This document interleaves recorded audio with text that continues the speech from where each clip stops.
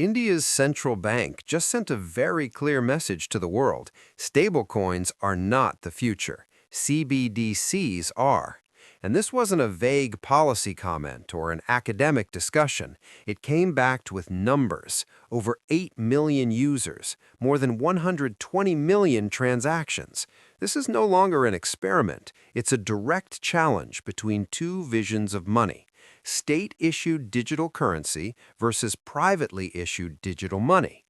What makes this announcement so important is not just that it came from India, but that it came from the Reserve Bank of India, urging global policymakers to prioritize central bank digital currencies over stablecoins. India isn't a small or isolated market. It's the world's largest democracy, one of the fastest growing economies, and home to one of the most successful digital payment systems ever built. UPI processes billions of transactions every month and has fundamentally changed how Indians move money. When a country like this takes a hard stance, it sends a signal far beyond its borders. This isn't just about India, it's about the direction global money could take. At the heart of this debate is a fundamental question: who should issue and control digital money? Central bank digital currencies are digital versions of a country's fiat currency, issued directly by the central bank. They are a direct liability of the state, just like physical cash, but designed for a digital world. Stablecoins, on the other hand, are privately issued digital currencies, usually pegged to the US dollar and backed by reserves. USDC and USDT are the most well-known examples. They live on blockchains, move 24/7, and have become the backbone of crypto markets. The RBI's argument is simple but powerful. Sovereign digital money, in their words, is the ultimate anchor of trust. When money is issued by the state, the central bank maintains control over monetary policy, payment systems, and financial stability. From their perspective, allowing private entities to issue widely used digital money creates systemic risks. It shifts power away from public institutions and into the hands of companies whose incentives may not align with national economic goals. To understand why India feels confident making this argument, you have to look at what's actually happening with the E-Rupee. This isn't just a pilot buried in a lab. Millions of users are already interacting with it. Hundreds of millions of transactions have been processed.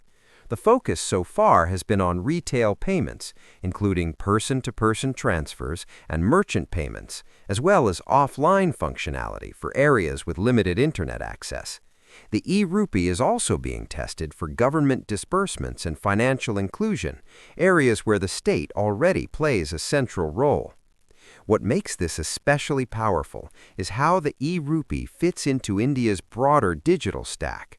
UPI handles instant payments, Aadhaar provides digital identity, and India's digital public infrastructure connects services across the economy. The E-Rupee isn't replacing this system, it's plugging into it. From the government's perspective, this creates a seamless, state-backed digital financial ecosystem that can scale to over 1 billion people. So why are governments, not just in India but globally, so uncomfortable with stablecoins? One major concern is capital flight. If people can easily move value into privately issued digital dollars, it weakens a country's control over its own currency. There's also the fear of dollarization, where foreign-denominated stablecoins start to replace local money in everyday use. Another issue is that stablecoins put private companies in control of critical financial infrastructure, from issuance to settlement. Regulators worry about transparency, reserve management. But the deeper issue isn't really about technology. It's about control of money rails. Money isn't just a medium of exchange, it's a tool of power, policy, and increasingly data. CBDCs give governments new capabilities. Money can be programmable, meaning it can be restricted to certain uses or time frames. Stimulus can be targeted instantly to specific groups.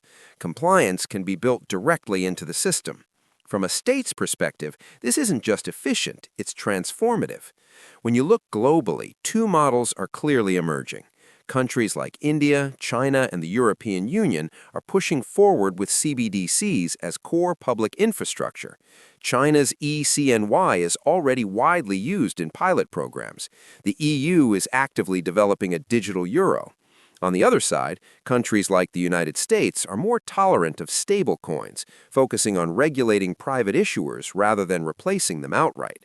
The result is a fragmented future where different regions take very different approaches to digital money. Of course, CBDCs come with serious risks and criticisms.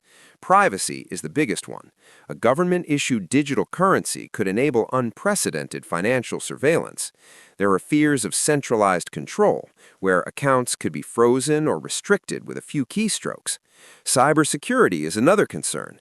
A single breach in a national digital currency system could have massive consequences. These risks are real, and they're why public trust will ultimately determine whether CBDCs succeed. So what does the future actually look like? Will CBDCs replace stablecoins entirely? Probably not. A more likely outcome is coexistence. CBDCs may dominate domestic payments and government-linked transactions where control and compliance matter most.